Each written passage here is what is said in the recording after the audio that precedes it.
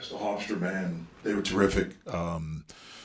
We knew coming in that Davis was an outstanding player and was having a great year, averaging 19 point something a game over the last 5 games. It was 20.8 a game, and he was terrific.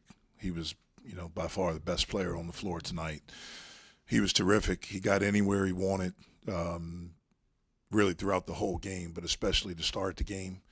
I'm really disappointed in us, and this is not taking anything away from them, but we didn't play with the necessary force that's required to be good on either side of the ball. It manifested itself in both ways, with our inability to keep the ball in front of us, not getting into the ball against their ball screen coverages, against their ball screen actions, I should say, which I thought led to us being really poor offensively in the first half. And that's on me. I have to do a better job. I'm not doing a good job. What I'm saying, what we're trying to do, what we're trying to work on is not resonating. And that starts with me, because this is a pattern of people getting in our paint, scoring in our paint, not being able to guard the basketball one-on-one. And when we don't do that, it usually leads to us not being good offensively, which we were not in the first half. We were better offensively in the second half, played with a little bit more force. We did some good things during that run, and I think we got it to 3 at one point, but then right away they go on a 7-0 run. We give up a straight line drive to Cruz, who gets an and one, and then we give up a couple of offensive rebounds where they score.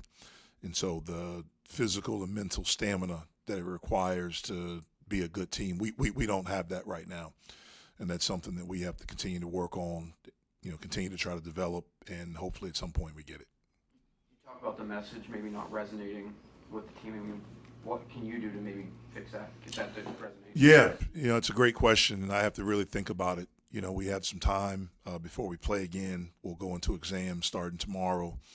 But I have to figure something out. I have to figure something out, because what we're doing is not working. This team, for the game, shot 52% from the floor against us.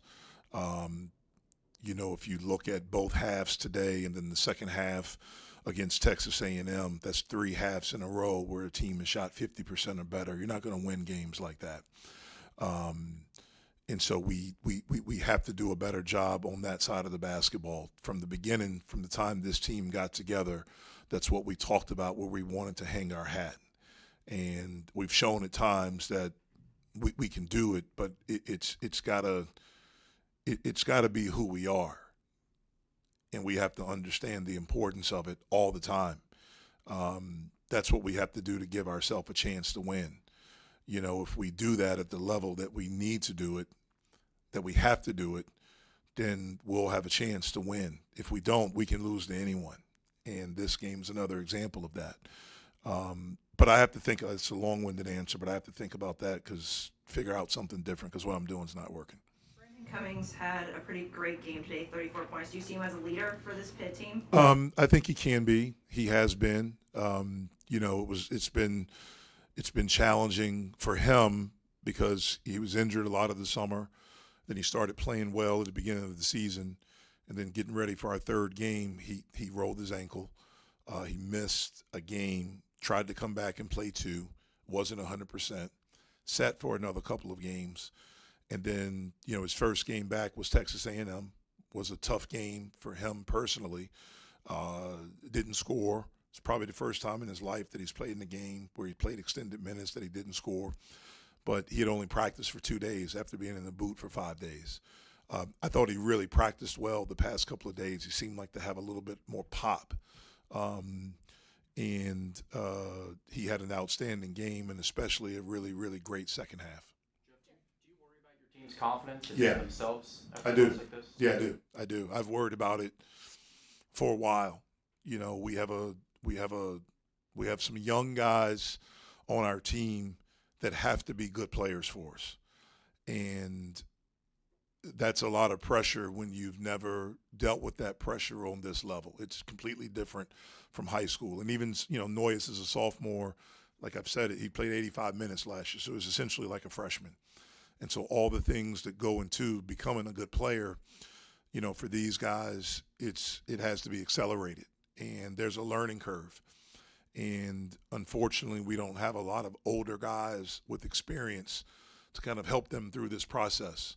And so there are going to be some peaks and valleys. There are going to be some highs and lows. The thing we have to try to do is not let the lows get too low. Hopefully we can have some highs. We had one against Ohio State a couple of games ago. But I do worry about that. That's something that we have to continue to work with our guys with. Do you think your team handles the lows well? Like you said, not wanting to let them get too low. I don't think we've handled anything well this year, to be completely honest with you. I just don't. And again, that's on me.